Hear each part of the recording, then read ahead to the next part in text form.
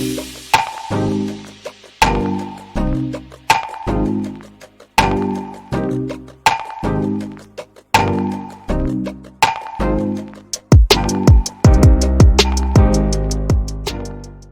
back aboard Blurred Force One with your boy Mo, and this is the Supercast.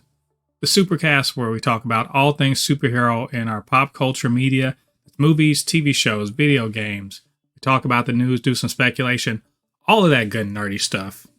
And before we get into the podcast today, do us a favor, get down there, hit like on this video, or if you are listening on a podcasting platform, give us a 5-star review or however many stars you think we deserve. And leave a review, that'd be dope too. And we are here, the very last episode of the Supercast for 2023. And of course, for all last episodes of the year, we got to do a wrap up. We're going to, no news this week. I mean, obviously everyone's on break and everything like that. So we are definitely going to be doing a lot of best ofs and everything like that. But before we get into that, as usual, I would ask Lottie if he were here, but he's unfortunately not. And we're looking forward to seeing him back on the show in the coming weeks. But, I would normally ask him, hey, what are you doing nerdy this week? And this week I've been on vacation, so I've been watching Marvel's What If, watching a bunch of movies, working on the channel graphics and everything like that, learning some things to kind of make the channel better. And in that sense, I guess I should announce that officially rebranding this channel to Blurred Force One. I've been saying it for months now, but I'm actually going to rebrand it. Channel name is going to be Blurred Force One. It's going to change on the social media platforms that we're on, where I can change it. Otherwise, it's still going to be Super Not Funny Show, but that's the general idea. And so I've just been working up on stuff like that. Got new ideas for content for the coming year. I hope you guys stick around, check all of that stuff out. That will be really cool. And before I get into this, although get down there, hit like on this video. That'd be really helpful. Helps to grow this channel. We did a bit of growing this year. We didn't start off that many subscribers, but we're ending it with 254 subscribers. Not the 300 I was hoping to get to by the end of the year, but very close. And hopefully, as this channel reaches more people, we can definitely grow that channel size up. Because we do this for a bit of fun. We love talking about superhero things. We love talking about movies and all the kind of nerdy stuff that interests us. And so hopefully it interests you all, and you're sitting here listening. And share it around. Let people know more about this channel. So either way, this is the Supercast, and we are going to talk about superhero-related media. And like I said, no news this week, but we got plenty to talk about because we're going to review What If Season 2. I just finished, wrapped up its second season in a very different kind of way. And also want to review Aquaman and the Lost Kingdom. A little behind in reviewing that, but I definitely want to let you guys know what I think about that. Then we're going to do the DCEU final tier list. Aquaman is the last one, so now we can really contextualize all of the DCEU. And we want to do the 2023's superhero movie rankings and tier list. And finally, I'm going to finish it all up with my top 5 of 2023 and my worst of 2023. So plenty to talk about. I hope you guys are strapped in. You got a drink, got a snack, and let's get ready to get nerdy. So I'm going to start this with the Aquaman review because honestly, I should have put one out, but things have been going on. Haven't had a real chance to record like I wanted to, but here we are. I figure the last show of the year is the best time to kind of do this. It came out like right before Christmas. And so Aquaman of the Lost Kingdom, it's a follow-up to the $1 billion first Aquaman, and it comes on the heels of, let's just call it, a real shitty year for DC films. I don't think any of the DC films that came out this year did well at all, and in fact, I don't remember the last time a DC film did do well. Even Black Adam was, didn't even make the 400, just barely short of 400 million. But all of the other ones this year didn't do well. So, big ass surprise, Aquaman didn't do well at the box office. You know, everyone who paid any kind of attention knew this was coming. And it's, you know, it's not because, you know, it's just a garbage movie. I'll say that straight out. Now, not going to bury the lead. I don't think it's a bad movie. I think it's a good movie, actually. But it's just good. It's not great. And I think your mileage will vary depending on whether or not you liked the first Aquaman. If you didn't like the first Aquaman, you're getting a whole lot more of that. It's slightly less silly, which is weird to say because this is a highly silly movie in many ways. If you also didn't care much for the silliness of, you know, Thor: Love and Thunder, there's some of that in there here too. So that if that's not your cup of tea, this isn't for you. But in general, I mean, look, it's a fun movie. Like, it's very fun, actually. You have to really enjoy Jason Momoa's brand of Arthur Curry. If you do, man, it's fun. Part of this is a buddy movie. He gets Orm out of prison, and basically they're going on a little romping adventure. It's like if Indiana Jones, but he was with, you know, his younger brother that, you know, they just don't get along and maybe they want to punch each other. But, you know, Patrick Wilson is playing very straight as, you know, as Orm versus Jason Momoa's dude bro Arthur Curry. And it's actually pretty fun to watch, generally speaking. When they're on the screen together doing their little thing, their semi-Abbott Costello routine, it's actually pretty fun. I think Black Manta, Yahya Abdul-Mateen decided that going into this movie, he was going to play the most serious ass villain he could, even in this silly ass movie, and he keeps it up. Like, he's legitimately dangerous. Like, you can feel it. He's kind of possessed. He's super strong. He's got this crazy black trident, and he's hatching the most Dr. Evil of all schemes ever. Like, more Dr. Evil than pretty much, like, Lex Luthor was looking at him like, you know what? That's too much. It's all because of, you know, there's some Atlantean magical shenanigans going on that pretty much are making this happen.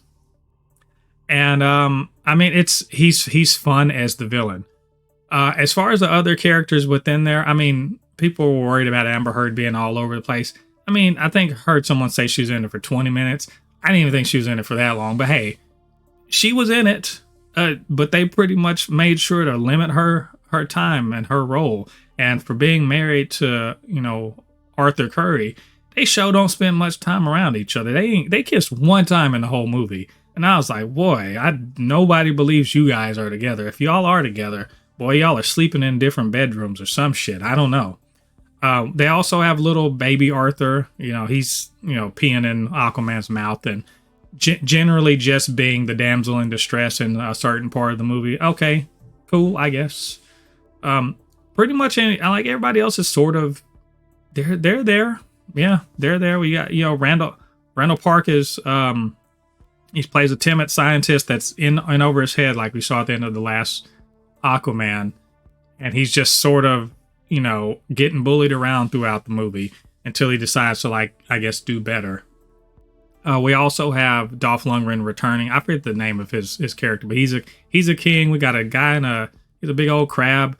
I mean, look, there's, like I said, there's a lot of silly shit going on. There's, you know, we see Atlantis and it looks like underwater Wakanda. It looks like Talocan, but like with so much neon on it.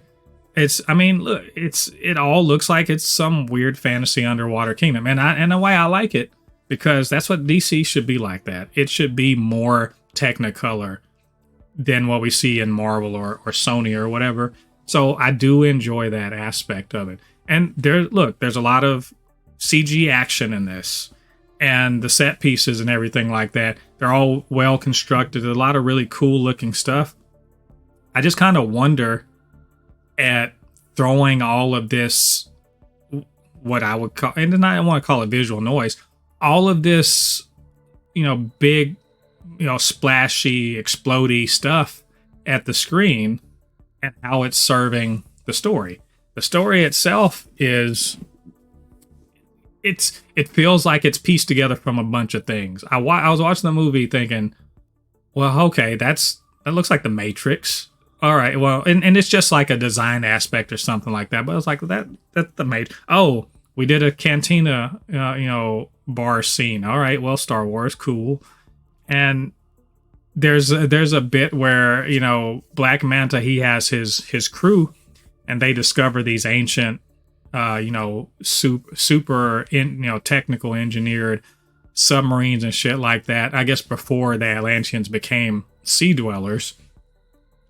And they all go into, he takes his whole crew and they take over this thing. And then they suddenly are wearing these fucking weird ass Plan 9 from outer space uniforms. I want to ask, like, but why? This shit, I mean, it's all pleather and weird cuffs and strange color. It's just strange. It feels like the 1950s came in and just like invaded Aquaman. I mean, like I said, it borrows from a lot of things. It's a very, very simple ass story. This guy, he's got this plan to fuck up the world, and Aquaman and his brother got to go and stop it. And they just go do it. It's like Indiana Jones. They're going from one location to another, punching things. Eventually, there's a big old horde of zombie things. They got to fight this guy, and ultimately, they're gonna prevail.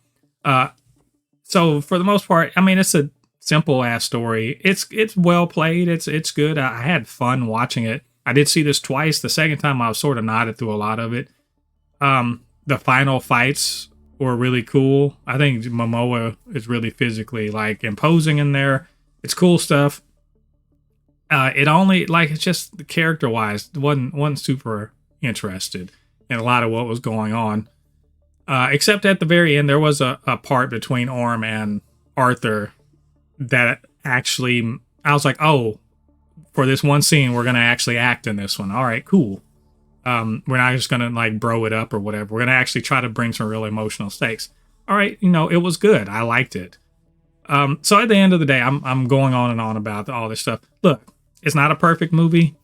I think it's probably too long by maybe 15 minutes. There's a whole lot of like silly shit going on in it. But I mean, Atlantis is in of itself. I mean, a guy's riding around on a fucking giant seahorse and there's an octopus that's a secret agent. It's all silly shit all the time. So once you accept that, some of the silly things that I'm talking about are more plot wise, more why would you do that sort of questions. But I did like Orm and Arthur's kind of their road trip, trying to save the world. I did enjoy the action sequences. I thought it was very funny in many ways. There's a good little joke in there about a roach and Orm. I mean, all of that stuff. It looked cool. Like, just generally speaking, I had a good time with it. But again, if you don't like the first Aquaman, this ain't for you.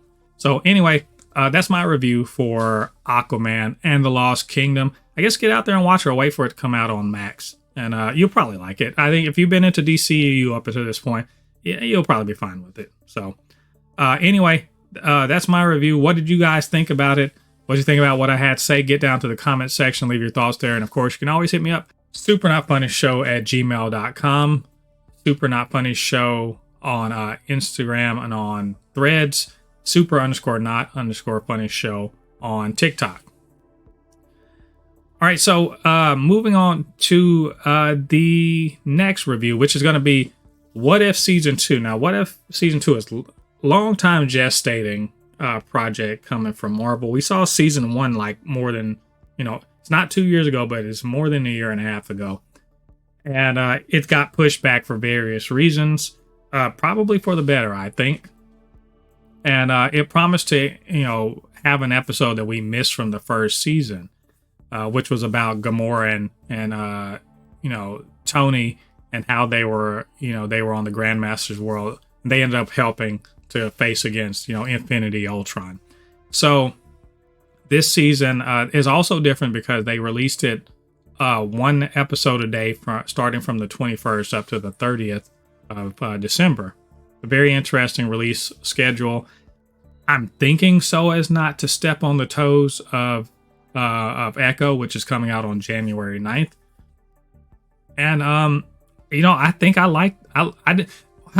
didn't like the release schedule, but once I banked up episodes, it was pretty cool because I could sit and binge through them, which is weird. I usually like week to week, but either way, this season is great, actually. Like, it's so good, in fact, that it bumped out Loki season 2 in my top 5 for the year, which is saying something because I thought Loki season 2 was excellent. This show it's the promise of what anthology storytelling can be, of what comic book storytelling can be. It's just imaginative. Like, there's a lot of stuff that us nerds do when we talk about, hey, man, what if this had happened? What if that had happened? Oh, we talk about headcanon and things like that. You can tell the people that write these stories, they're those sorts of people. And they're coming up with fun and creative ways to tell MCU stories that didn't happen but could have. They are good at retaining the voices of the characters. They're really dialing into the voices of the actors that played the characters. They get the voice actors, the actors to be the voice actors, which, by the way, the voice acting is damn, top notch on this. They do all of these things, kind of recontextualize various things and characters that we've seen before. But also, they take the next step of creating a completely new character in the MCU and making her story the best story of the whole season. I don't know how they did it, except that they worked very hard on it. My understanding is, and I'm talking about episode 6, which is what if Kahori changed changed the universe? I think changed reality, something like that. But what if Kahori reshaped the world? That's episode 6. This was about a young Mohawk woman, back in the conquistador era, who basically finds the reality gem, or the reality gem gets sent to Earth, way ahead of schedule. She finds it, gets empowered, and basically kicks ass and becomes like a real, changes her world all the way around. This, like I said, a brand new character, is voiced by Devery Jacobs, who, if you've seen any of my reviews of other things like Reservation Dogs, that I think she's a great talent. And in here, she's excellent voice acting, and it's very authentic and everything like that. It's to me, it's the best episode of the season in a season full of great episodes. Like, the least of these episodes are still really good, like really, really good episodes. The best of them are top-notch MCU, period. And I know people, they feel put off by animation and stuff like this. I think the animation is excellent. I love this style of animation. It's cel-shaded and all that stuff. I think it's great. The diversity of episodes, the type of stories they're telling. The first episode is kind of a hard-boiled detective, thriller. There's some fantasy things. There's comedy, like what if Happy Hogan saved Christmas? That was fun, and Jon Favreau kind of got to play a really fun version of Happy Hogan that gets to be sort of a Hulk. You get the Grandmaster back, and Jeff Goldblum is just hamming it up. It's beautifully done, very fun. That's the one we find out about where Gamora and Tony, join forces on Sakaar. Maybe the other highlights of this season is we get to see Captain Carter several times in this episode. She's in 3 episodes of this show. One where basically they do the Winter Soldier, but with Steve Rogers as the Hydra Stomper, and you end up getting the Red Room and Melina from Black Widow. That was a dope ass episode. And really this whole season reinforced to me that I love the Captain Carter, the Captain Carter character. She's just so dynamic. There's so much fun stuff that they do with her. But also Haley Atwell is just delivering the voice acting so well in this. I really adore every time I see Captain Carter. And so, like, the way that I love Steve Rogers, they have characterized her in a way that I love Captain Carter. Like, I have the esteem. There's even a point in a later episode where she literally gets to, interact with our Steve, or a version of our Steve Rogers. So, like, the Captain America we know, and then this Captain Carter, who's very much kind of a British reflection of him, they get to fight side by side, and it is beautiful. Like, it's absolute. I love that episode. And that episode's the 1602 riff. If you know the comics, it's a riff on 1602, and it's wonderfully well told. And I almost feel like, because I know a lot of this voice stuff, the character or the people, the actors that win it, they were in a booth by themselves. They weren't in the same, but man, it feels like they were all in the same room, just going off and doing a crazy, like, romping little adventure. The 1602 one in particular, because it really is kind of the Avengers Endgame of everything, because there's so many of the heroes we know that come together for that episode. And, so many of the voice actors are, sort of their characters we didn't know would interact. They interact, and we, like, there's Bucky and Scott, Scott Lang, and seeing them side by side, I'd love to see more of that. It's a very fun episode. Another one I really liked was the What If Hela Found the 10 Rings, where essentially she goes on the hero's journey that Thor goes on, but it's with Cate Blanchett just, like, delivering the best, like, sarcastic Hela like we saw in Thor Ragnarok, and having her interact with Wen Wu, and then it just becomes the outcome of that episode. When she learns everything she needs to know from Tallow and everything. It's just an amazing fight, and like I said, wonderfully voice acted. And then finally, like I said, the Kahori episode is probably my favorite one. But episode 9, the season finale, you ask yourself, season 1, it ended with Infinity Ultron and Killmonger, sort of going at it. How are you going to have a universe, or multiverse, threat that's equal to that? And, I'm not going to spoil it too much because I think you really should watch it. But the threat's very real. It's a bit of an okie doke, I guess you could say.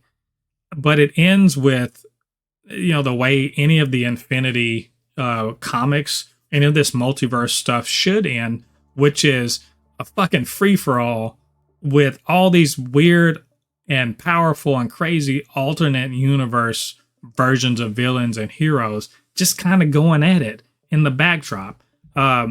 Captain Carter figures into there very big. Kahori is a big part of that as well. Lots of, like, it's the multiverse. They're traveling the multiverse. Of course, we can't just have a regular old punch up. It's got to be, like, ridiculously pew pew. And normally, I don't like that from Marvel, the pew pew ending, but this was very, very earned and made sense. And I did really, really love the finale of this. Especially there's a final scene. I'll spoil it because, like, it doesn't really mean anything. You should just go watch the show. But there's a final shot in the last scene of the episode that ties it directly to the end of Loki's season 2. Loki sitting on the throne holding the multiverses together in the world tree. And you see the Watcher sees the whole entire multiverse the way we saw it. And, he's basically showing to Captain Carter the world tree and all the multiverses that, that could be traversed. Beautiful. Loved it. I won't ramble anymore on about it. It's a great season. One of my favorite things comic book related this year. Worth the wait. And, just letting y'all know, they teased season 3. So season 3 is definitely coming. And I think maybe even 2024. So I'm excited. This is what the MCU needs right now. I wish more people watched the TV shows. I wish more people were not so against animation. This is the sort of excitement that Marvel needs. And they need to think about that and consider the sort of storytelling that they're doing in What If and why it's working so well and how they can incorporate that into their live action properties. So anyway, those are my thoughts on What If Season 2. What did you guys think about it? What did you think about what I had to say? Get down to the comment section, leave your thoughts there. And of course, you can always hit me up, supernotfunnyshow@gmail.com, supernotfunnyshow on Threads on Instagram, super_not_funny_show on TikTok. Well, we are at the list making part of this final episode of the year. We got Tier Maker up. We're going to be talking about the DCEU, the final ranking of its projects. Now, this is mainly movies, but I've added Peacemaker onto there because, I mean, why the hell not? It's not like, the DCEU didn't really have any TV shows except Peacemaker. It's basically just movies. Now, just a little background. Of course, you guys that have been listening to the Supercast, if this is your jam, you probably know this, but just for people who aren't totally aware of this, this is starting with Man of Steel. This was DC's sort of answer to the MCU, the shared universe of sorts. And it, follows all the way up through Justice League, up through Aquaman and the Lost Kingdom as the very last thing. And these projects are, they span, I guess it's 12, 13, something like that. It's about 10 years in the making. And let's be honest, the DCU failed. Like, it failed to do what it was supposed to do, which was to be a rival cinematic universe to the MCU. It failed thematically. It failed in many ways, in storytelling. It failed in our audience, engagement and participation, even though there is a very loyal, subset of people that really give a damn about the DCEU. And it just, for having some of the most iconic and well-known characters in the world, for no good reason, it failed to kind of capture the imagination. Like, I'm not kidding. Aquaman, since the 60s, or the 70s, the Super Friends and everything like that. Huge joke. He talks to fish, right? The only $1 billion movie in the DCU. So, go figure. They tried very valiantly to make the DCEU something that's close to what Marvel was doing. They introduced new characters. There was, a lot of diversity. Well, I don't want to say a lot of diversity, but there's some diversity in storytelling. But I think ultimately what brings the DCU down, and I'll be happy to talk about this at length at another time, but what the DCU ultimately failed at, which was trying to do the Marvel method without having the Marvel apparatus, I guess, which is to say storytelling by committee, but that committee's not well put together. And in fact, they changed. People were in and out, and they, there was no stability. They changed, who was in charge changed, who was, who was in charge of the actual storytelling was different. Like, they started out with Zack Snyder sort of being the architect of, or of at least the foundation, and then sort of let other people kind of do whatever. And it, it didn't necessarily, it was connected, but not necessarily strongly connected. So you ended up with feeling like Wonder Woman was an Elseworlds, and, Aquaman was a bit of an Elseworlds, and yeah, I guess sort of Shazam is there, but not really. I mean, it was not even the lack of cohesion. It just really felt like they were telling a bunch of disparate stories and sort of winking and nodding at the connection. And it didn't help that some of these movies just aren't all that good. They're not that good. So, that never helps either. But I contend that there are some very good movies within the DCU. And overall, there's not really anything that I don't like about the DCEU. There are just some that are just not as good. But I think there are some, I don't think there's anything S tier here except one thing, and I will get to that. So, with all of that out of the way, so we have our tier list here, and I just found this on Tier Maker. So, I didn't feel like redoing this kind of the things on the side, and that's fine. We got one set, the top one, the S one is a straight shot of yellow sun. Then A is bullets bouncing off my chest. B, uninterrupted date with Lois. C, drunk in a bar with a 5 o'clock shadow. And then, D tier is kryptonite. So let's go about through these. So you got Aquaman, Aquaman 2, Birds of Prey, Black Adam, Blue Beetle, Justice League, Justice League, as some people like to say, Man of Steel, Shazam, Shazam 2, Suicide Squad, The Suicide Squad, Flash, Wonder Woman 84, the Snyder Cut of Justice League, and then I added in Peacemaker because, again, it's not a movie, but it needs to be in there. So we're just going to go with this. We're going to go with this, I think, from alphabetically. So let's start off with Aquaman. The first Aquaman. This is my personal preference. I really love this movie. I don't think it's perfect, but I really love the movie. I'm going to put it into the A tier, bullets bouncing off my chest. It earned $1 billion. That doesn't necessarily mean it's good or bad, but I enjoyed it. I own it on Blu-ray. I have 4K Blu-ray. I've seen it multiple times. It's a fun ass movie. Momoa is really fun to watch in it.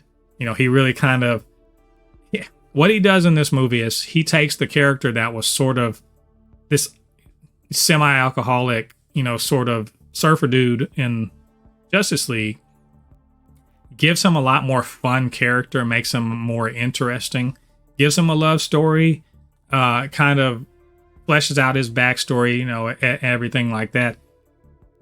Atlantis is ridiculous. It's like an underwater Wakanda with all sorts of ridiculous fantasy sci-fi junk going on in it, and I love it.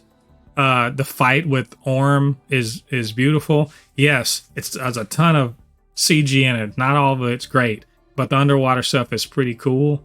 There's a lot of action set pieces. There's some horror elements. James Wan, basically, he directs the hell out of this, and he directs a movie that is out of step with the way the DCEU was going at the time, which was a lot more grim, dark, gritty. And this one is just a fun Technicolor thing. And I do enjoy it for that, in that sense. And so I put that at A tier. As for Aquaman 2, you heard my earlier review. I'm going to put this in C tier.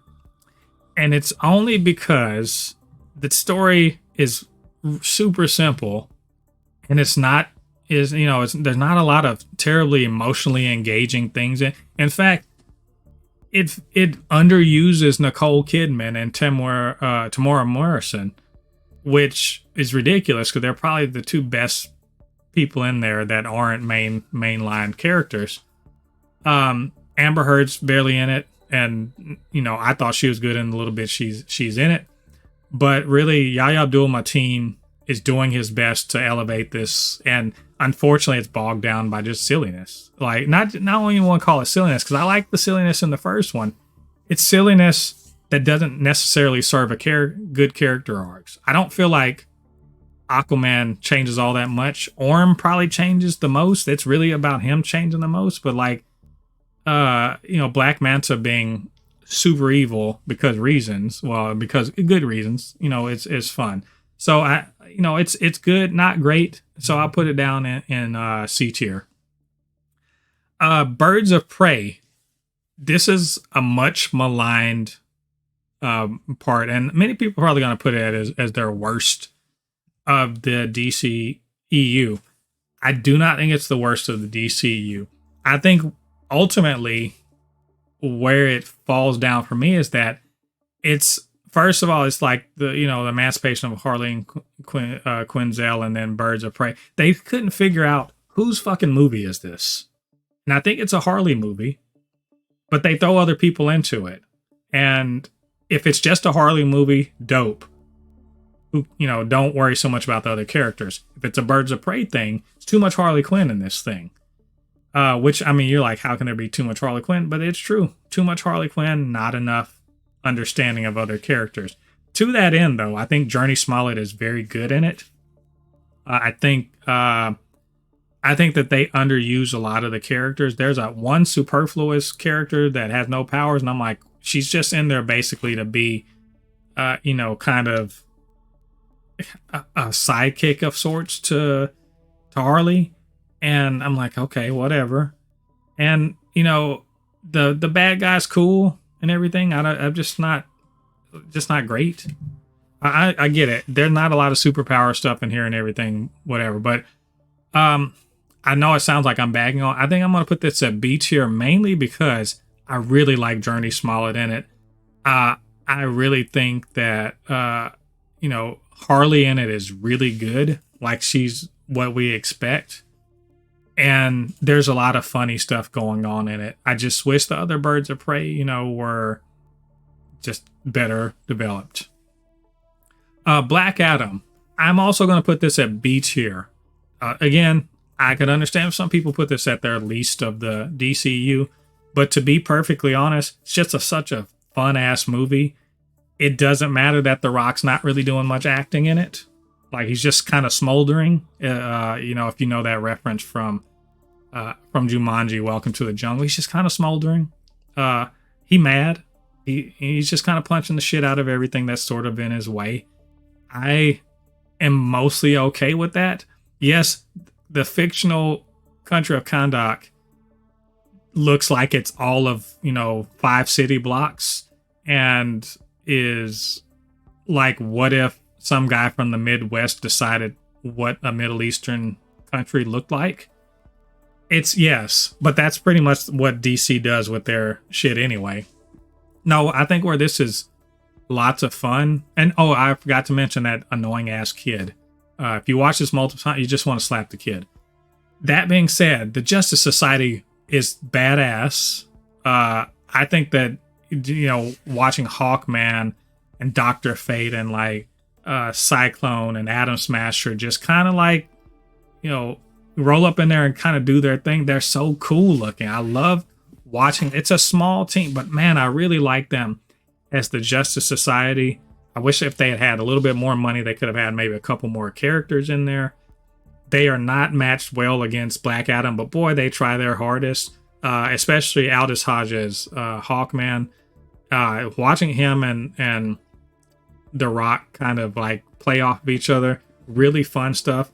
This movie kind of falls down on the fact that it has a shitty villain, but I mean, god dang it, superhero movies are really good about having terrible villains, and this villain is the least interesting, the most predictable. Like, it's really like the only thing they didn't do was give this villain the same powers as Black Adam. And there's a zombie thing in there. It's really dumb. Look, whatever. I had a lot of fun with it. I don't think it's terrible. I don't think it's great. I think it's good. So we're going with B tier. Blue Beetle. I'm sort of torn on this one because Blue Beetle, I think, is quite good. Problem with it is the villain problem. The villain problem is the villain has the same fucking powers as the hero. And I don't know why that's a thing that people want to keep doing. Basically, the guy, Carapax, is basically the prototype OMAC, the one-man army corps. And the MacGuffin is the fucking beetle that Jaime Reyes gets. And, of course, eventually he gets it and it powers it up and there's a fight. It's a big CG thing between two people that have the same powers. It's like watching Venom. Venom 1, and that's, or even Venom 2. And so is the villain interesting? And he's not even the main villain. He's the dude boy for the main villain, who is, surprise, billionaire trying to, take the technology to make more money. Boring. Shit is boring. And like, that's the main problem. Everything else is awesome. Jaime Reyes is awesome. His family, great. The actual suit, great. Looks good. Lots of cool ass action. Just like that villain problem. It is glaring. But to that end, and this is probably why I'm going to put it, you might disagree and that's fine. I'm probably going to put it in A tier because as bad as the villain problem is, there is actual character development about the villain that you see at the end that makes a lot of shit make sense in retrospect. And so, between that, yeah, again, there's a bunch of silly shit in this movie. It's more Aquaman than it is, than it is Justice League, or the Snyder Cut or whatever. It's more of that. And that's fine. He's a big Technicolor, action hero, sort of like the Guyver, sort of like, Venomish or whatever. And that is fine by me. Because it's fun to watch. Much better than I think people give it credit for, much better than its box office. So I'm going to put it at A tier. Now we're at Justice League. You know what? I'm one of those people. I always liked the Justice League movie. That's the thing. I've never understood people being like, "Oh, this movie sucks." Does it? I think it's pretty good. Like, it's stupid in many ways. Like, there's some dumb stuff in there. Batman v Superman really kind of dropped the ball on this. And I think, in fact, the Batman v Superman, it looms so large over not just this movie, but also the DCEU. It looms so large, in fact, that the person that made this tier list forgot to put it on the list. So I definitely have just done that. But the point is that Justice League is, it's part of the Snyder trilogy.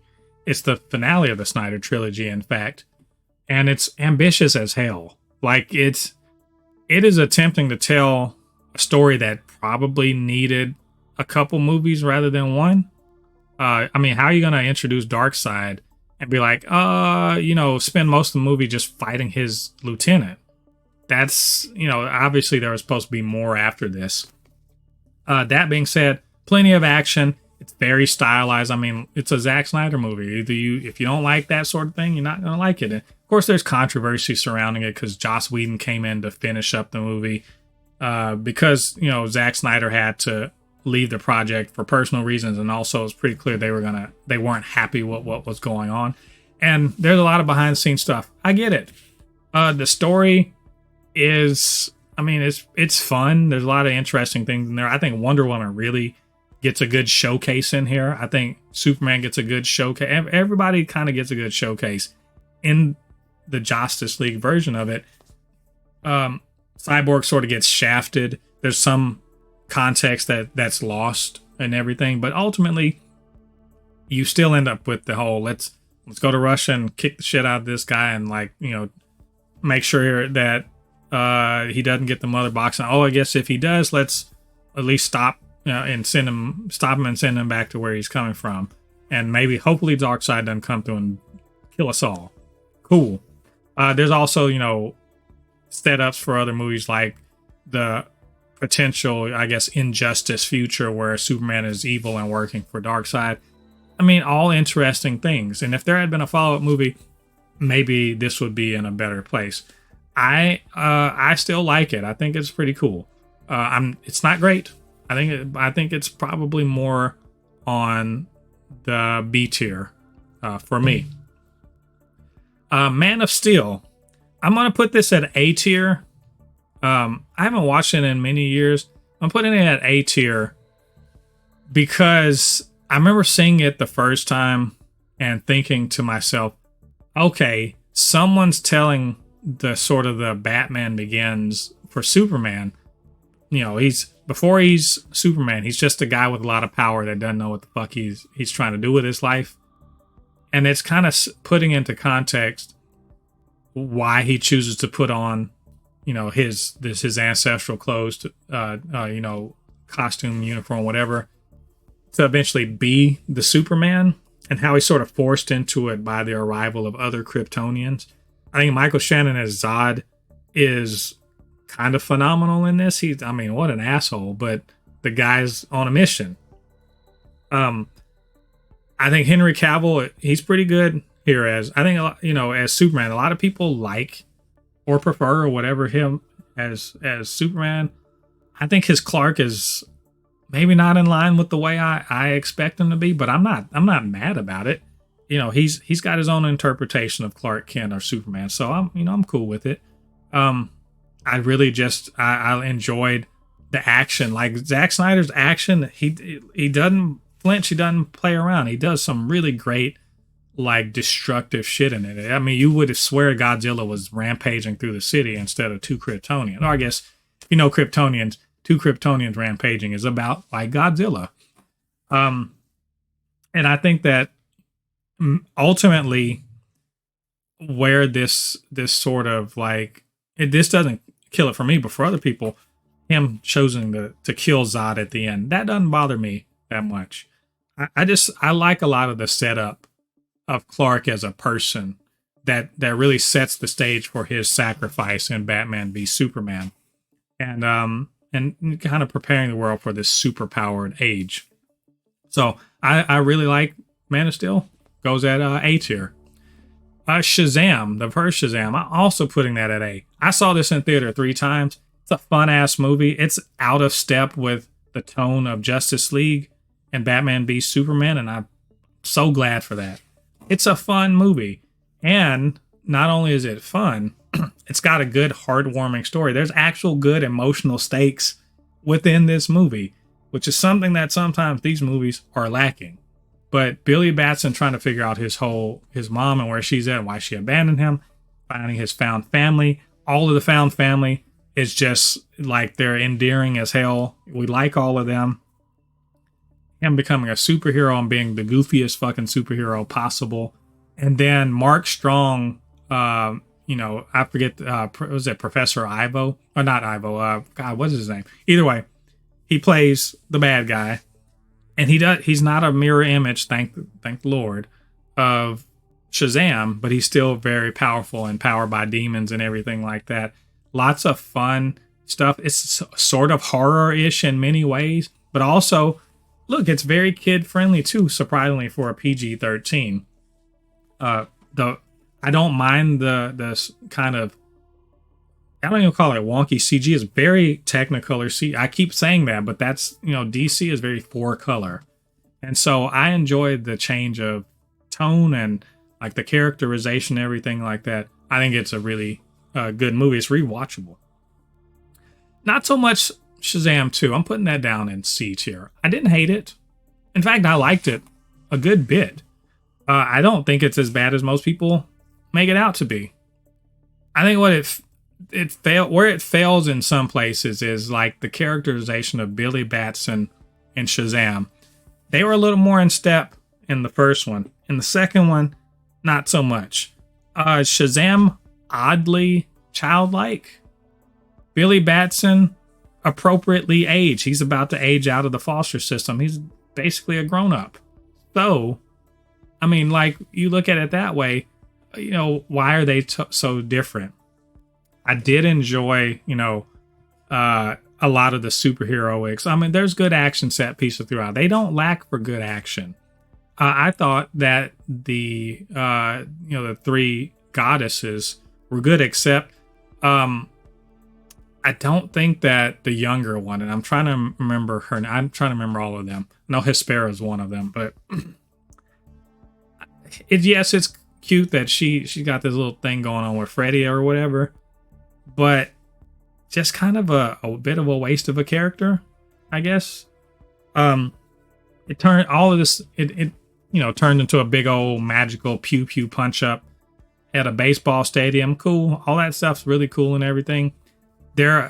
Where this movie I think does best is like again with the characters that kind of growing them up. There's the family elements a lot. Of what makes this one work. But what just doesn't make it work is that I guess the bad guys aren't they're decently defined. I just don't think that they're terribly interesting. Like really at all. They are just gods or demigods or whatever that are throwing around their power and they want a thing and they want to take the power. Okay, cool. And then what? You don't know. But I did again enjoy this. I just think that it's a step down from the first one. So Suicide Squad, another one that most people are like, oh man, this is terrible. And I'm like, is it? I think it's fun. It's stupid in many ways also, but it's a lot of fun. Like there's a lot of don't think about it too hard within this. I think Will Smith's very, very good in it. Margot Robbie basically defines who she defines who Harley Quinn is supposed to be. There's some throwaway characters in here. I like Joel Kinnaman's Rick Flag. Viola Davis is doing her, doing the best work as, Amanda Waller. It's just there's some silly shit going on in it. Really silly stuff, and you just kind of have to go along with it. Also, not the best villain. So, it is what it is. I enjoy it. But I think I'm going to put it at B tier. Suicide Squad. This, you know what? I said I didn't think there were any, like, S tier things. I'm going to put the Suicide Squad. I fucking love this movie. It's hilarious. Lots of fun action in it. Real, actual character arcs in this movie. Not character arcs. There's multiple characters in this that are the main characters. And we see them go through some things that make them different people at the end. That alone, because not a lot of that happens within the DCEU. A lot of focus on action and sets and making things look right. Not enough on making the characters right. And there, like I said, multiple characters. Even Harley Quinn, who is as the same as she's generally going to be, even she has a bit of a character arc in this. James Gunn takes his time to make these characters one you care about within 2 hours and puts them through some shit and makes them better people at the end of it all. And also, come on, King Shark and his little buddies. That's fun. Purple Man and his giant mom. Come on. This ain't his style. And it's raunchy as shit and R-rated as hell. It may not be your cup of tea, but I loved it. I think it's an S tier. Flash, I'm going to put down to B tier. It could have been A tier, but for a couple things. One of them is knowing that this isn't going anywhere, but the other thing is it relies an awful lot on nostalgia to get it moving. It does also have, in my opinion, a pretty good character arc for Barry. Some good character resolution for Bruce Wayne. It also gets down to B tier because, damn it, don't introduce Sasha Calle as Supergirl. Give me that goodness and then be like, nope, that's all you're ever going to get out of it. Come on. She's barely in the movie, damn it. And she is kind of linchpin for a certain part of the movie that I think is very good. Ultimately, I think it falls down on the villain. It falls down at the villain part. And also there's some logical stupidity here and there, but it's the villain thing is really bothers me. Mainly because I get tired of villains who are the same thing as the hero. Why are we doing that? The Flash has so many good villains that aren't him, but I think the Flash is also basically at the point where the only people who can be real problems for him are other Flashes. And so seeing that happen and the kind of the predictability of it and everything. And also, I think Ezra Miller is doing a great job being Barry, but they have an annoying ass version of Barry in this one that is a little off-putting. But there's good jokes in there, good action and everything like that. And there's a good kind of underpinning emotionally. And I think that they did as well as they could with this project that was 10 years in the making. Wonder Woman, that's got to go up. It's not S tier for me, but it is A tier, and it's so close to S tier. Just defines Diana completely. And great action, good story, not a bad villain, not a great villain either, but really the story between her and Steve, what the hell is his name? Either way, between her and her guy is really good. And I think Gal Gadot really kind of embodies Wonder Woman in a great way. And it earned great money for a good reason. Wonder Woman 84, it is... You know what? No, it's D tier. I was so looking forward to this movie, and it is very pretty to look at. I'll say that much. The story is fucking stupid in many ways.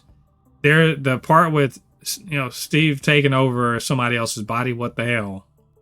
Just so we can have Chris Pine back. Underusing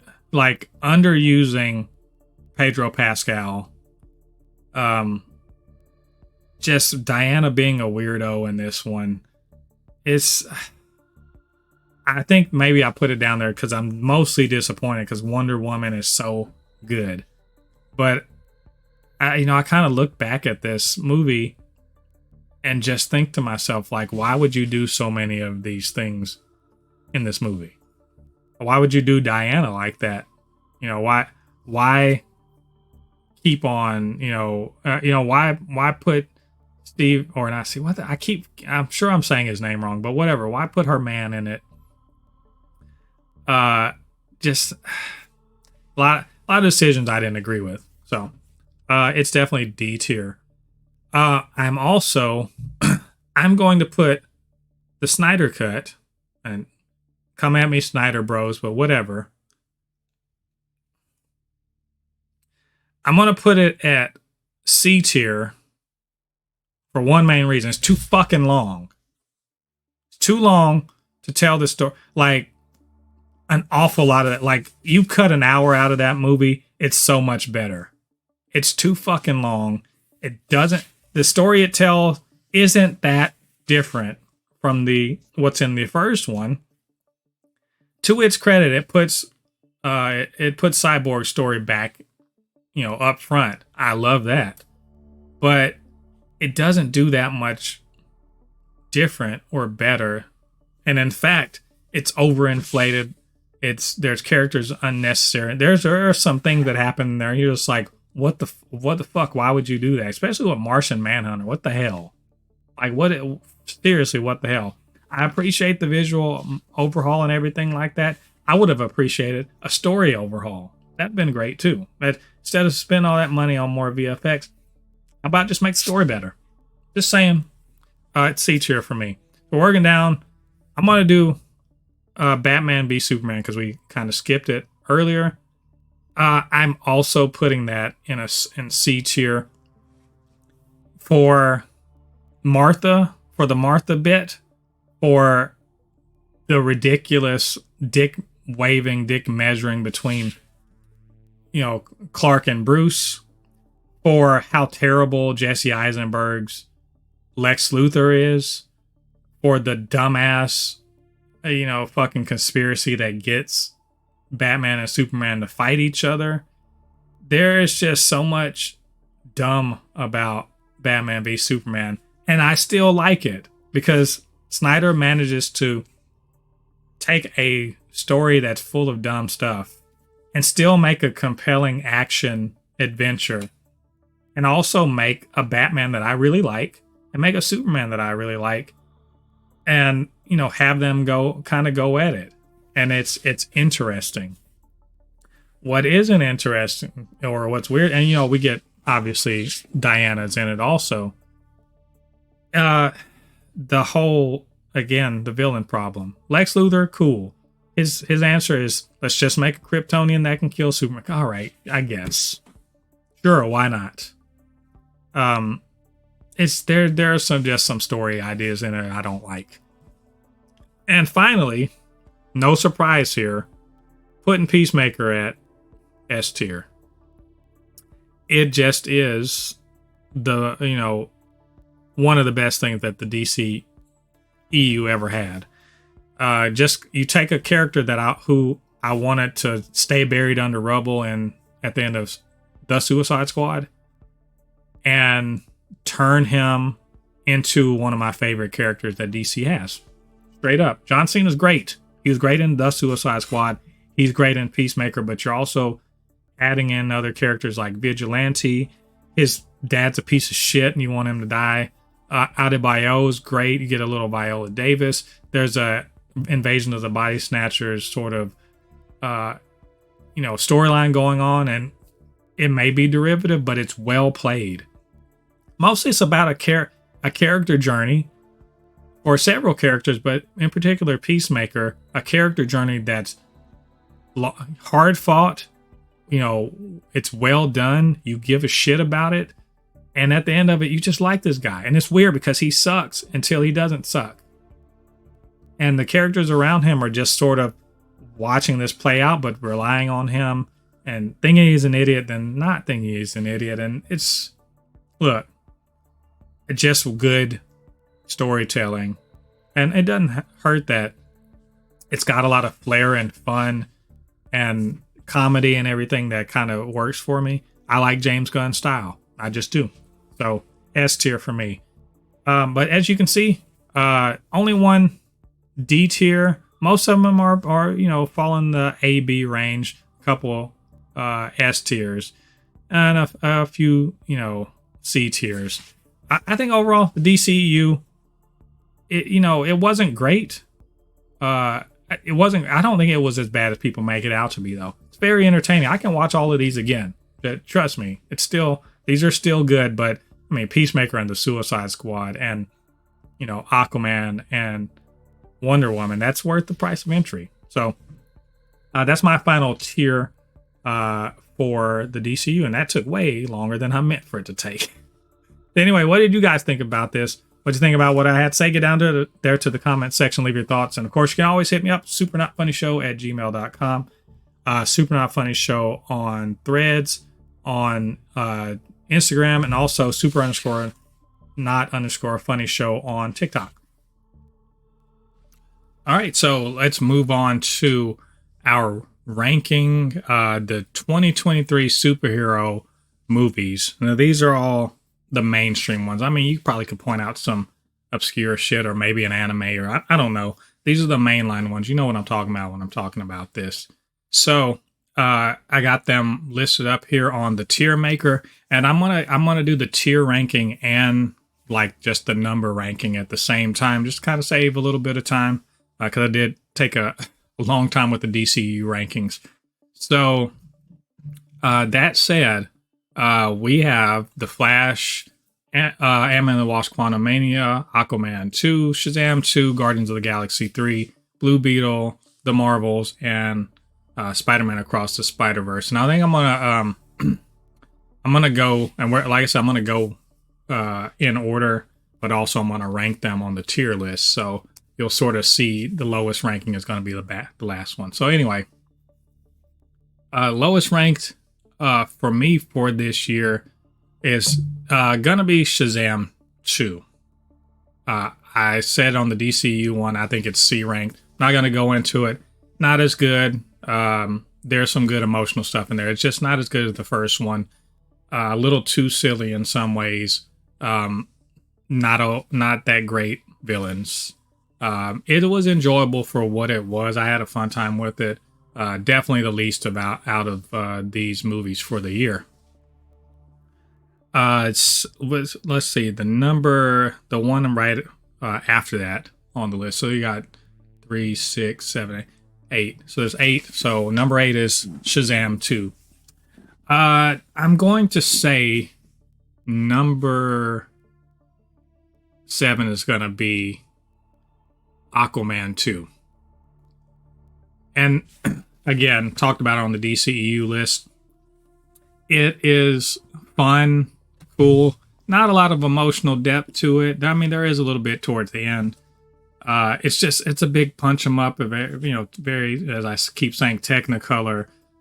If you like Momoa, you're going to be cool with it. The broke, buddy cop comedy sort of deal was fun, and I think Yahya Abdul-Mateen is really good in it. But I mean, story-wise, not super compelling. So that's number 7. Number 6 on this list, I think I'm gonna have to put that. Oh, this is a tough one for me.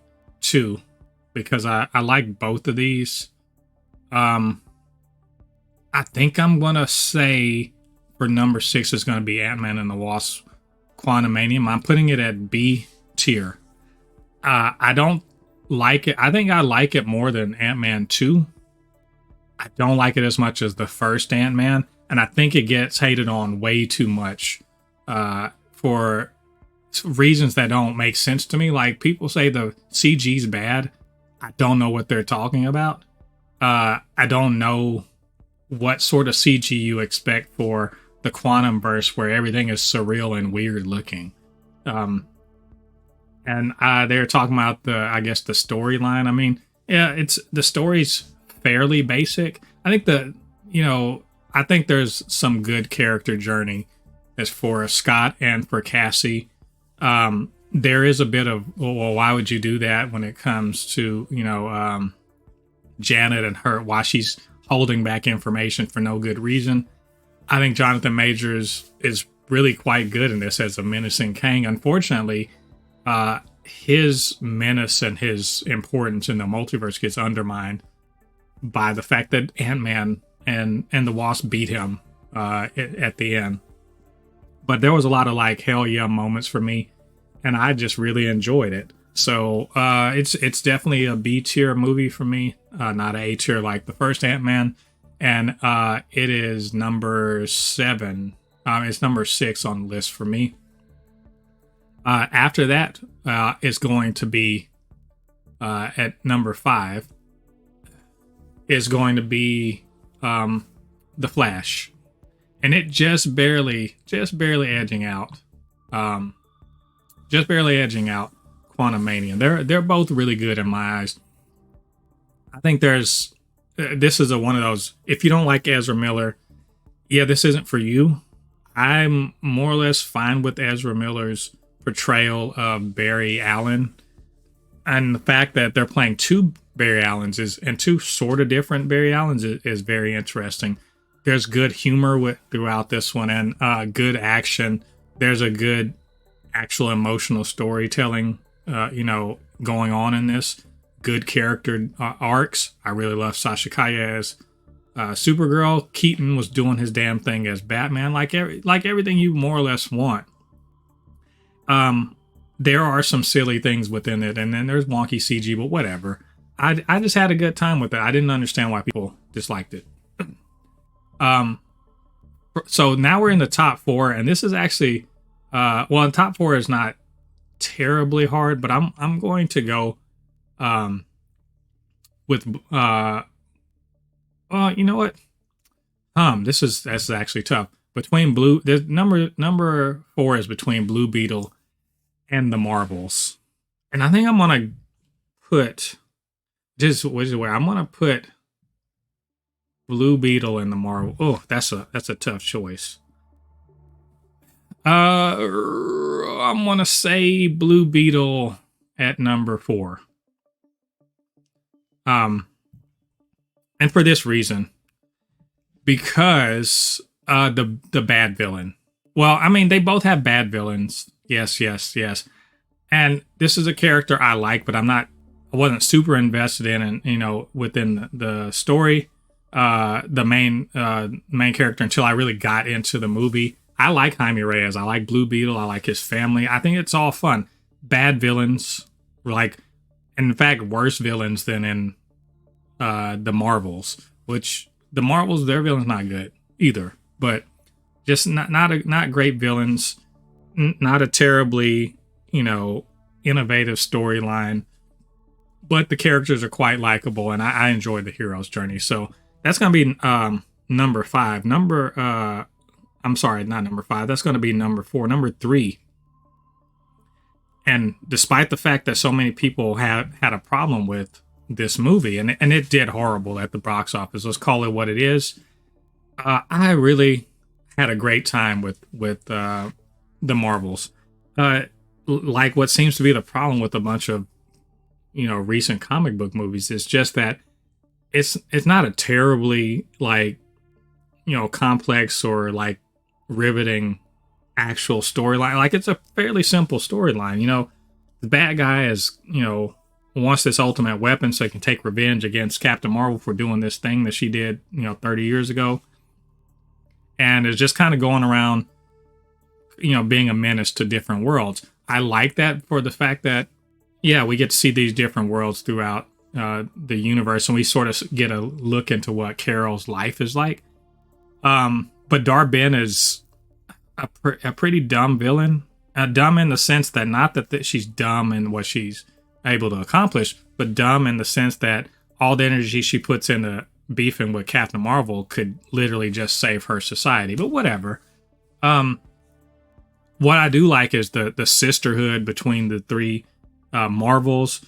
Carol and Monica sort of burying their beef. The standout, my favorite person in the whole movie, Iman Vellani's Kamala Khan, continues to be my favorite new character in the MCU. She's wonderful. She alone makes this whole movie, to me, better than Blue Beetle. Just on everything she does and how she interacts with everyone. She's the glue holding everything together. We need more of her in the MCU. We need more of her like in every MCU project. She should be like one of the centerpieces of the MCU. And just a fun movie overall with some silly ass shit in it in some places. But I had a great time with it, and I can't wait to actually watch it again when it hits streaming. So that's number 3. And so out of these 8, who are going to be the top 2? Now, well, not the top 2. Who's going to be number 1? So either one of these could have been number 1. Guardians of the Galaxy 3, phenomenal. Across the Spider-Verse, phenomenal. But I have to, going on my personal preference, I'm going to have to say Guardians 3 is number 2 on this year for me. And that is no strike against it. It could easily have been number 1. It is just superhero movie making at its peak. It works on so many levels. But as James Gunn is like to do, and his philosophy is character, and he's running them through the ringer. And he's given, this is a send-off movie. He's giving every character a good send-off, but not just a good send-off, completing character arcs, or some of them have already sort of completed their character arcs, like Nebula, she sort of has gotten her character arc, but completing Rocket's character arc, completing Peter Quill's, making the Guardians go out on a significant way, and delivering arguably the best comic book villain of the year. I'm like with no compunction at all, I'll say the High Evolutionary is the best comic book villain this year. One of the best comic book villains, period. But definitely this year. Not a carbon copy of the hero, is evil in his own way, has his own motivations, well characterized by Chukwudi Iwuji, and just like a guy you love to hate. And just when that ass whooping happens at the end of Guardians 3, it's earned, and you were just happy for every bit of it. That's good characterization. That is the strength of Guardians 3. It manages to just juggle a lot of characters, give weight to what's happening, have a hugely tragic backstory for Rocket, and centers everything. And then it leaves everybody in a good place, so that the other writers of the MCU can pick it up and do something cool with it. Great send-off for James Gunn from the MCU. Number 2 on the year, and like I said, just barely so, because it was a great movie. So, of course, that puts us at Across the Spider-Verse. Spider-Man Across the Spider-Verse. My number 1 comic book movie of this year. It is a phenomenal achievement. This could be number 1 just based on the fact that the animation is just next level. It just really is. Nobody else. There's a lot of people trying. Puss in Boots tried to kind of do this. Ninja Turtles tried. But these guys, the animation teams across the world that were working on this movie, in the 5 years they've worked on it, they put their foot, ankle, they have put their whole body, they put blood, sweat, and tears into making this thing just a crazy good, product. A movie, as Andrew Garfield said, it's cinema. Like, you forget animation, it's just cinema. Writing's top notch, characterization top notch, voice acting top notch. It introduced some iconic characters. Like, it juggled a big cast. Nobody felt like they were underserved. Miguel O'Hara is a great anti-hero / villain in this. The Spot should have been a joke, but it's absolutely not a joke. Ben Schwartz is just like killing it as the Spot. Miles growing up, going through even more stuff. There's a okie doke, like, sort of like twist ending that just like was amazing. Seeing all of the different universes. Hell, the fact that they got a 14-year-old to do the Lego bits. I mean, like, there's just so much cool about this movie. I loved it. It's definitely it's equal or maybe even better than Into the Spider-Verse, which is one of my favorite superhero movies of all time. It is just up there like that. It makes a case that if Beyond the Spider-Verse sticks the landing, could be the greatest superhero trilogy of all time. And that's saying something. So there's my tier list and ranking, ranking for the superhero movies for the year. Our S tiers are Across the Spider-Verse and Guardians of the Galaxy at 1 and 2 respectively. 3 and 4 at A tier, The Marvels and Blue Beetle. B tier, Flash and Ant-Man and the Wasp: Quantumania. So that's 3, 4, 5, and 6. And then 7 and 8 at C tier is Aquaman and the Lost Kingdom. And it's Shazam! Fury of the Gods. So I think we had a good year for superhero movies. Other people probably don't feel the same. Probably feel like more than half of that is probably not good. But I enjoyed it, and I'm glad we got these movies. And looking forward to a smaller but, a good, hopefully, 2024. And now we come to the final segment of the final episode of the Supercast for 2023. Of course, that is the best of 2023. Believe it or not, despite all of the belly aching and naysaying and all of the bitch moan complaining from nerds on the internet, and let's just call it what it is, the lack of any kind of excitement from the general non-nerd public for superhero movies this year, this was still a really good year for superhero media. I contend, and you heard me in earlier segments, that the movies this year are pretty good, actually. Not great. They're not going to be top tier or anything like that, but there are a couple of greatest of all time discussion projects in Spider-Verse and Guardians of the Galaxy 3. And, the movies the rest of them were good to, great. Like, there are some of them just all right. It's fine. I am of the opinion that if you come out of it entertained, then it was good. So for the most part, that's what I got out of superhero media. Now, I will say, I did not watch the CW or whatever Arrowverse stuff. Didn't watch any of that stuff. It's too much, and I'm not going to take time to get invested into that. There are some other smaller movies or whatever that I didn't watch. There's some animated stuff, from DC I didn't watch. Look, I just don't have time or the inclination to watch all of those things. That's just the way it is. I tend to go for the mainstream stuff. Marvel, DC, the stuff that's on Amazon Prime, that sort of thing. So this is my top 5, and not top 10 is too much for top 10, but top 5 things superhero related that I saw this year. I'm gonna actually, without discussing them, mention a couple of I'd say honorable mentions also. But before I do all of that, I'm gonna do something I don't normally do. On this show, Lottie and I will review things. We'll see things. If we don't like it, we'll say, while in the midst of reviewing them, hey, we didn't like this. This wasn't good. Or like, I hated this or whatever.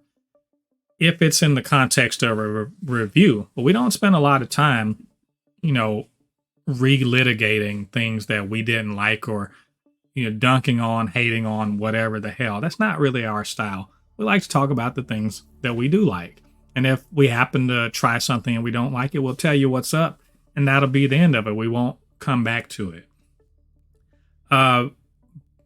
So in that, thing, I'm, in that same vein, I'm going to say something I normally wouldn't say, which is I have to mention what I think is the worst superhero thing of the year, of the things that I saw. Now, other things could have been bad or worse, but this to me is so egregious, so disappointing, such a letdown, such a dropping of the ball, that I think I have to call it out and sort of give it some recognition as the worst superhero thing I saw this year. The worst superhero thing I saw this year was Secret Invasion. It does the impossible, which is take a character that I really like, Nick Fury, take a concept that I really like, the Skrulls, and then take a genre of movie and TV show that I really, really like, which is spy thriller, mash them together and make them terrible. It is... Look, there are some aspects of the show I did like. I liked Olivia Colman a lot. I liked her character a lot, and I want to see more of her. And I liked Ben Mendelsohn doing his damnedest to be a good character in this.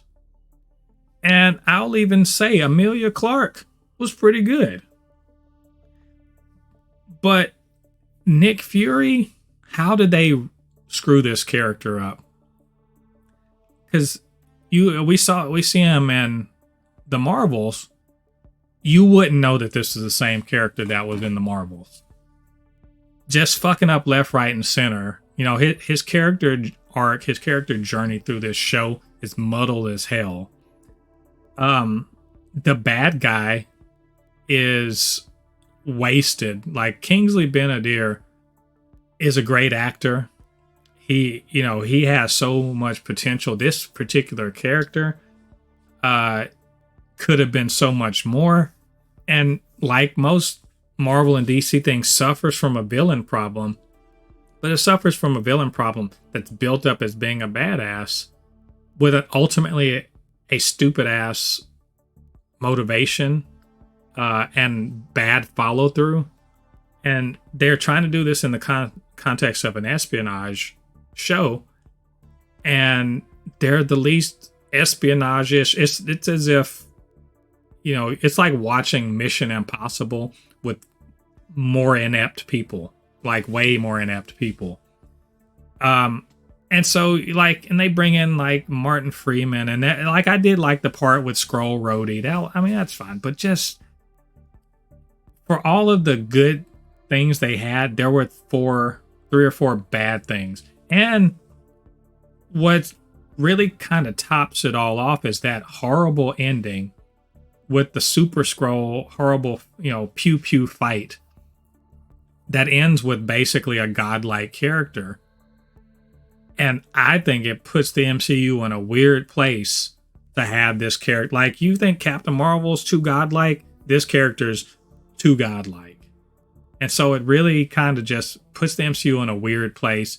Didn't do Fury any favors. Didn't really do Emilia Clarke's, Gaia character anything. Got rid of 2 characters I like. Maria Hill and Tallow. I didn't like it. And I don't want to belabor it. I think it's the worst. And it is, hearing about how it came to be, I understand why it's the worst. And hopefully they can fix some of the crap that they did in it in the next couple years. So anyway, that's the worst.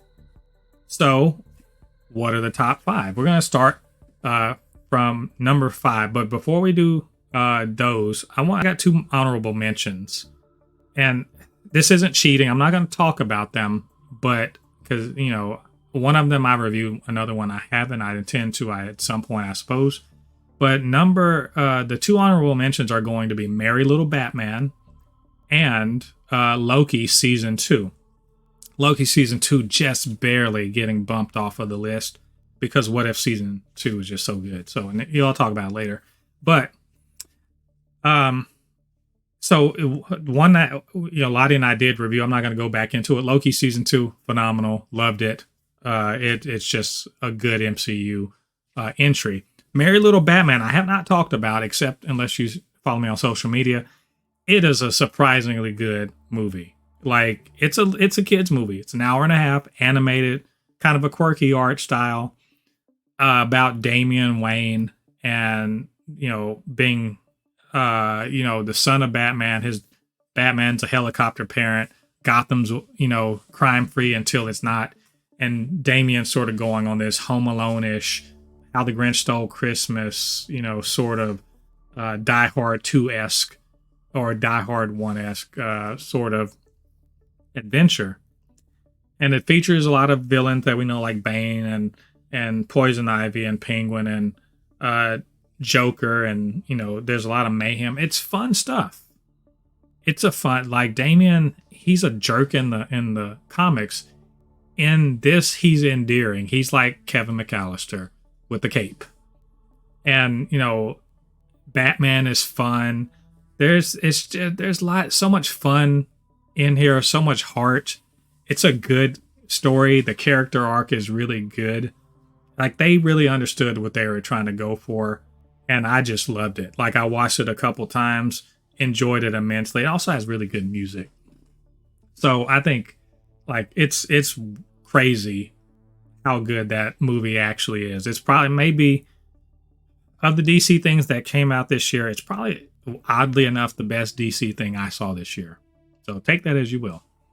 So anyway, those are the honorable mentions. Let's go into number 5 on the list for 2023, and that is Moon Girl and Devil Dinosaur.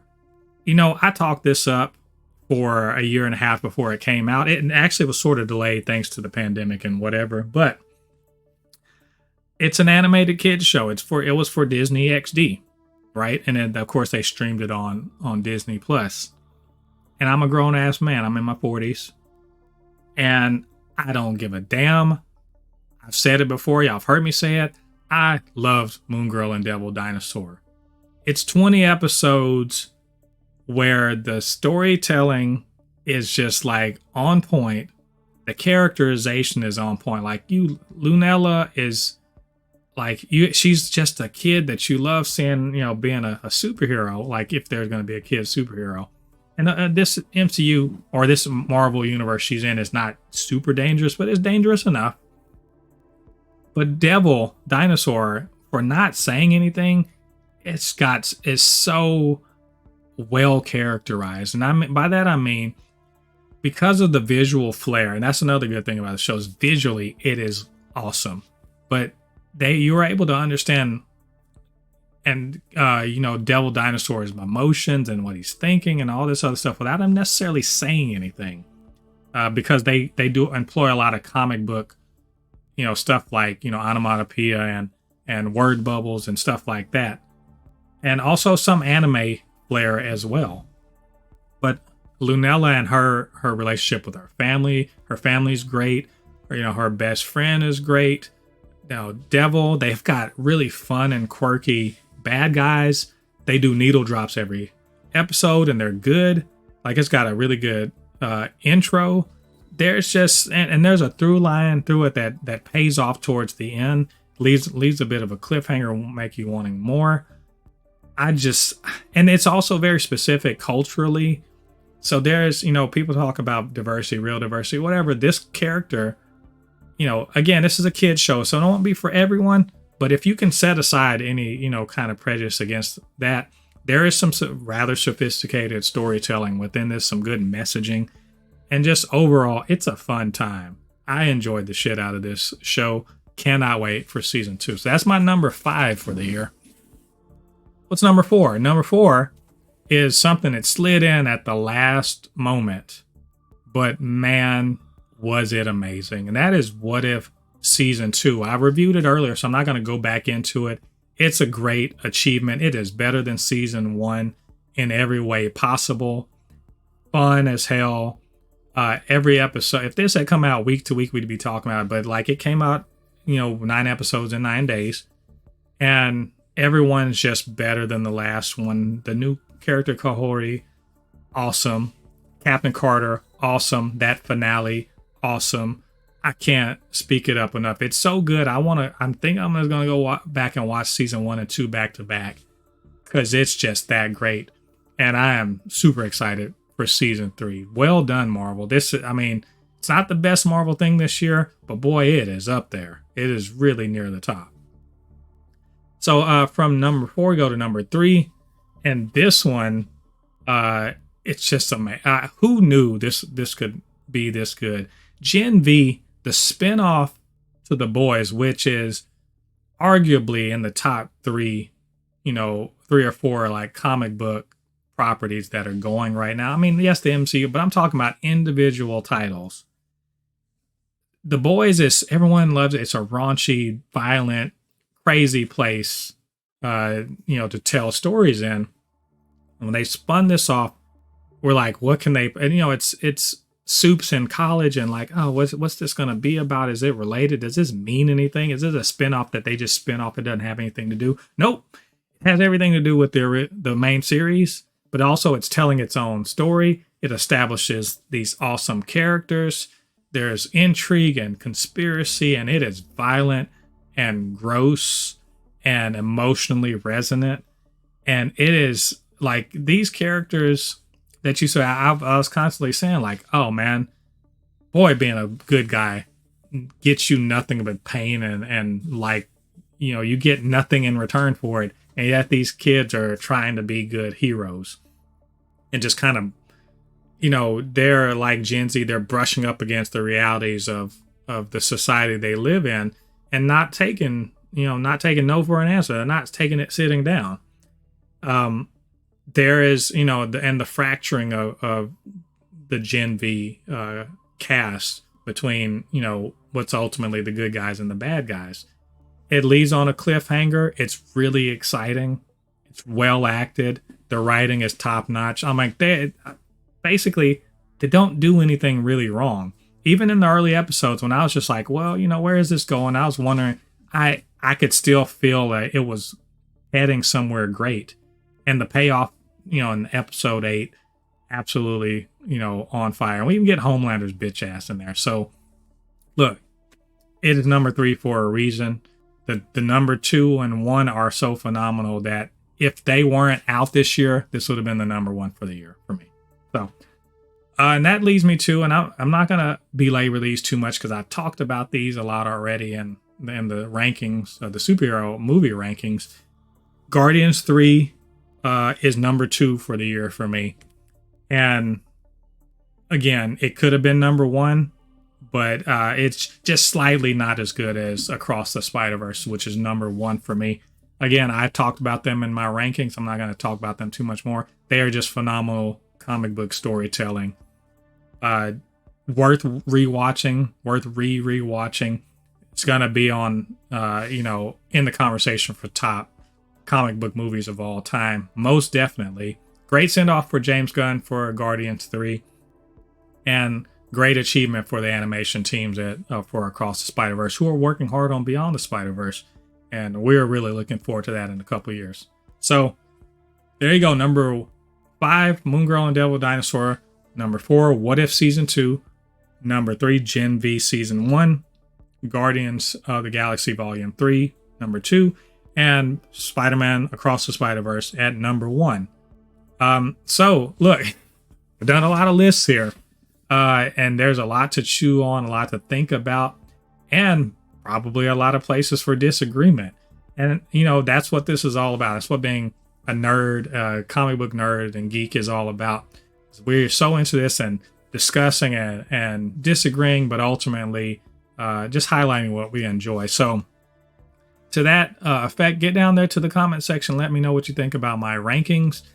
Did you agree, disagree? You got some that you think I missed? Whatever the case may be, I want to hear from you. So leave your comments in the comment section, or you can hit me up, supernotfunnyshow@gmail.com, supernotfunnyshow on Threads on Instagram, and super_not_funny_show on TikTok. And so that's it for this last episode. But get down there and hit like on this video, subscribe to the channel, hit that notification bell, all that good stuff. Helps to grow this channel, helps more people to see videos just like this one. And if you're listening to this on a podcasting platform, go ahead and leave a review. Give us some stars. 5 will be great, but whatever you think we deserve.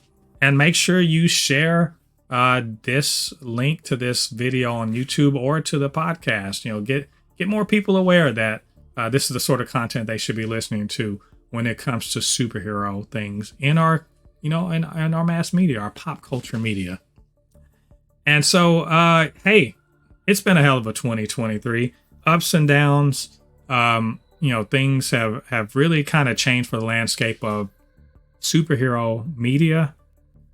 Maybe some people are saying it's getting worse. Superhero fatigue may be kicking in, and it's 2024 is coming, and it's going to be a bit of a rebuilding year as fewer things come out, as Sony takes a crack at everything, as Marvel has a limited release, as the DCEU really kind of takes a year to get its legs underneath it. But that's not going to be, all that's going on in 24. We look forward to it. We look forward to what these creators have in store for us and are just happy for what we got this year. So to that end, you guys come back to, next week. Join me in 2024 as we sort of rebrand this channel properly to Blurred Force 1 from the Super Not Funny Show. We rebrand, we start doing some new things, and give me some suggestions if you got some ideas for what we ought to be covering or the sort of content you like. I'd love to hear about it. And, I'm trying to give you guys what you want, but also trying to, do the things that I sort of find interesting.